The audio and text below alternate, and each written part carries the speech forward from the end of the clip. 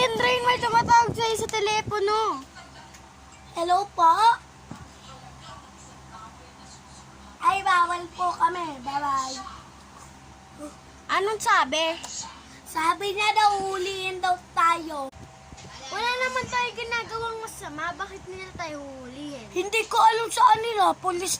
Pulis yung tumawag sa atin eh. May nag-report sa atin kasi may natulak tayong baby doon sa Baguio.